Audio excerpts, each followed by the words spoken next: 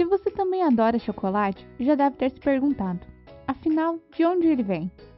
O chocolate é feito a partir da semente do cacau, que é torrada, moída e prensada para separar a manteiga de cacau da torta do cacau, e então formar o chocolate em pó, cremoso, em barra, entre outros. Apesar do uso do cacau ser bem antigo, essa forma de produzir o chocolate é muito recente. Há indícios do consumo do cacau desde 1500 a.C., pela civilização Olmeca, que habitava o território que hoje corresponde ao México e Guatemala. Ele era inicialmente uma bebida amarga e era sagrado, usado em rituais e também como medicamento.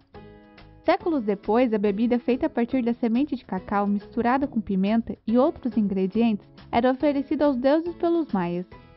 Mais tarde, a tradição chegou aos astecas, que chamavam a bebida de chocolate, que quer dizer água amarga. O cacau era tão importante para esses povos antigos que os maias acreditavam que o chocolate era um presente do deus Kukulcán e os astecas do deus Quetzalcoatl. Para eles, o chocolate era uma bebida refrescante, afrodisíaca e também preparada antes dos soldados irem à guerra. Eles até usavam as sementes do cacau como moeda de troca e como recompensa aos soldados pela vitória na batalha. Até o século XVI, o cacau só existia na América Latina. O chocolate chegou até a Europa através da Espanha. Na verdade, não existem registros confirmados como ele chegou, mas acredita-se que tenha sido o explorador Hernán Cortés que tenha trazido o chocolate para sua terra natal, em 1528. Segundo a lenda, Cortés teria descoberto o chocolate durante uma viagem para as Américas, em que buscava ouro e riquezas. Ele acabou sendo presenteado com cacau pelo imperador azteca e, ao voltar para casa, apresentou o fruto aos espanhóis. O chocolate espanhol ainda era servido como uma bebida, mas era acrescentado açúcar e mel para adoçar o gosto naturalmente amargo do cacau. Não demorou para o chocolate se tornar popular entre a elite. Até os monges católicos adoravam a bebida. Os espanhóis mantiveram o chocolate só para eles por um bom tempo. Levou quase um século até que a novidade chegasse à vizinha França e depois para o resto da Europa. Em 1615, o rei da França, Luís XIII, se casou com Ana da Áustria, filha do rei da Espanha, Filipe III, e para celebrar a união, ela trouxe amostras de chocolate para a corte francesa. Mas foi Luís XIV e sua esposa Maria Teresa da Áustria que trouxeram o chocolate ao cotidiano do Palácio de Versalhes. Aqui o chocolate ainda era servido como uma bebida quente, semelhante ao café, e ainda era praticamente exclusiva à corte do rei. Em 1657, foi aberta a primeira casa de chocolates em Londres, um lugar onde homens da elite poderiam jogar, discutir sobre negócios e política e, claro, tomar um bom chocolate. Ou seja, o chocolate ainda era restrito às classes mais ricas, com raras exceções, como o sudoeste da França, na região de Bayonne, onde a instalação de mercadores judeus, expulsos pela Inquisição na Espanha, permitiu a popularização do produto, e era possível encontrar produtores de chocolate, ou chocolatier, mesmo nas famílias mais modestas. Mas foi durante a Revolução Industrial que o chocolate se tornou acessível para a maioria das pessoas, e também deixou de ser apenas uma bebida. No século XVIII, dois franceses tiveram um papel importante nessa história.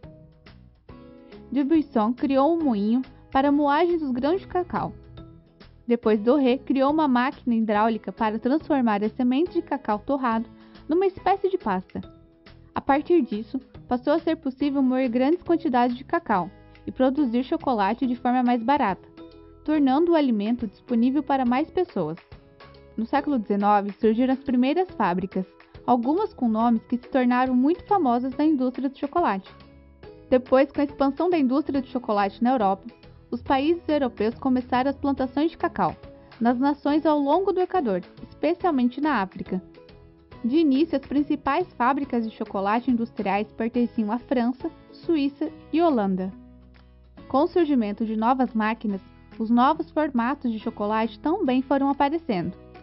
Em 1828, surge o chocolate em pó. O holandês Van Houten foi o primeiro a inventar o processo para separar o cacau magro da manteiga de cacau.